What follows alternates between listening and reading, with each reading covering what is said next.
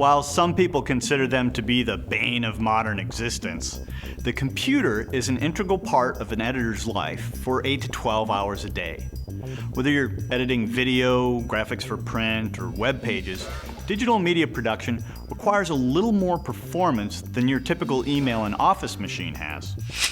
In this segment, we're going to walk you through the specs of a competent editing box as of early 2007, here on TechKnow.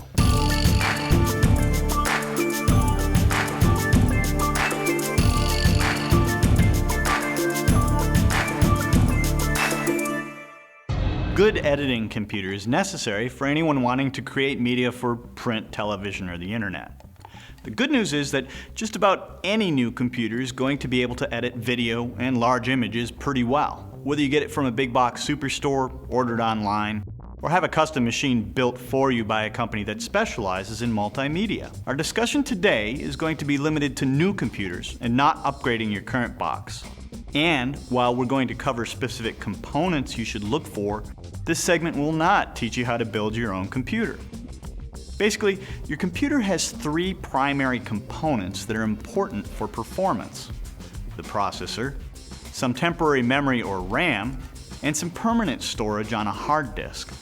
For basic image editing and mini DV camcorder video destined for DVD video discs, you can get a decent system for less than $1,000. Any new computer with a FireWire port and a DVD burner will have a processor that's fast enough. But I'd plan on getting a gigabyte of RAM and a second hard disk for media storage, especially if you're editing video. But let's move beyond the basic box and into something a little more professional. Let's assume you don't have an unlimited budget to buy the latest dual CPU Mac Pro with 16 gigabytes of RAM and 30 terabytes of storage paired with 30-inch Cinema HD displays. But let's also assume that you've graduated from iMovie and are ready for some professional level editing software. We're talking about Final Cut Pro, Vegas, and After Effects level software. Realistically, we're talking about $3,000 to $4,000 for a mid-range, competent, serious starter system. As of early 2007, this is what I generally recommend. I look for the second fastest machine I can find.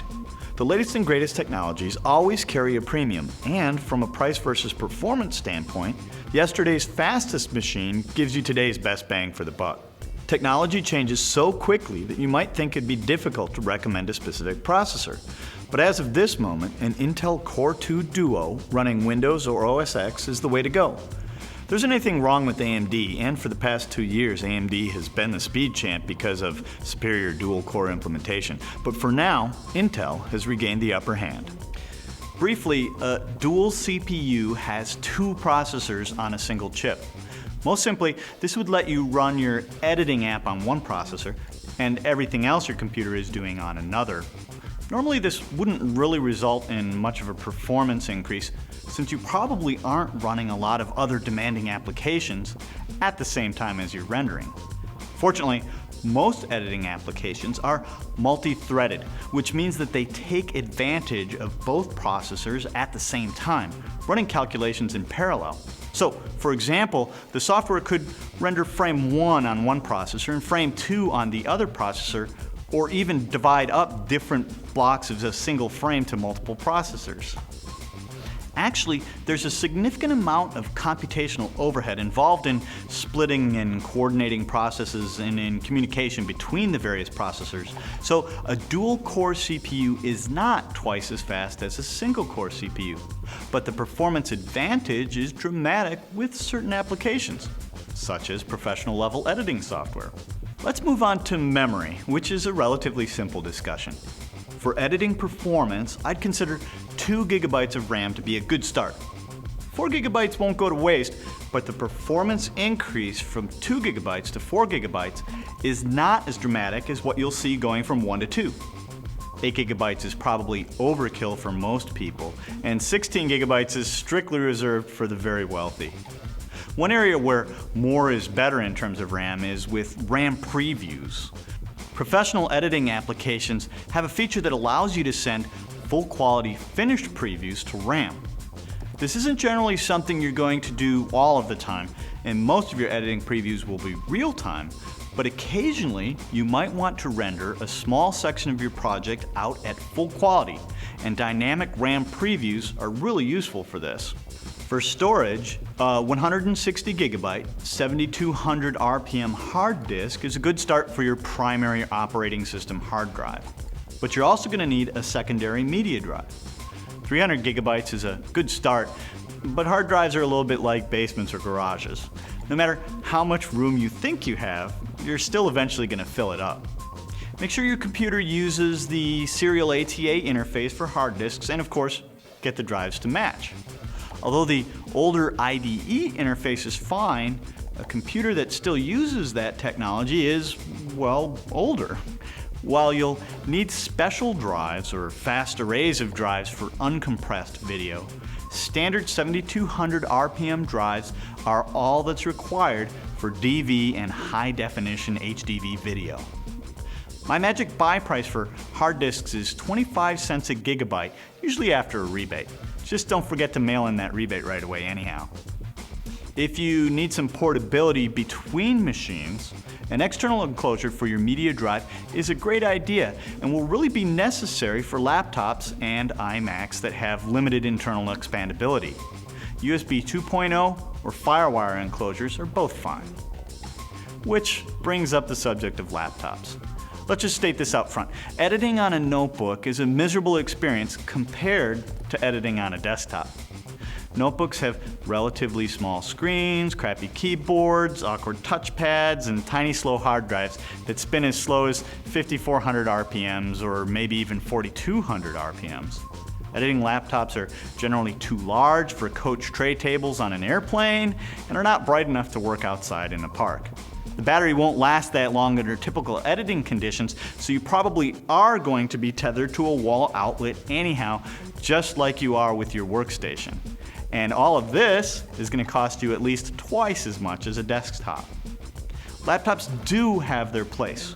For business owners, you might need to pitch projects or show clients works that are in progress at their location. And you can get serious editing work done on a laptop, no question about it.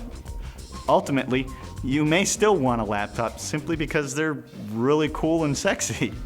From one geek to another, this is indeed an excellent reason to purchase any piece of technology.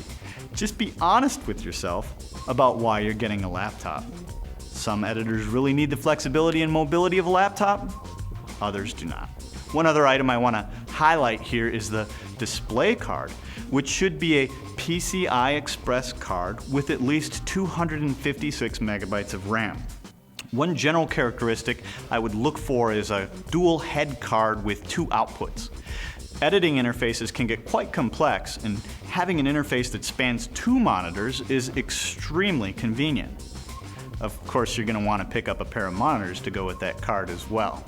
You don't need a fancy display card, and in fact, the expensive $500 cards are either for professional 3D work or for gamers, and won't generally improve video editing performance. Don't skimp on your card and get the cheapest one, however.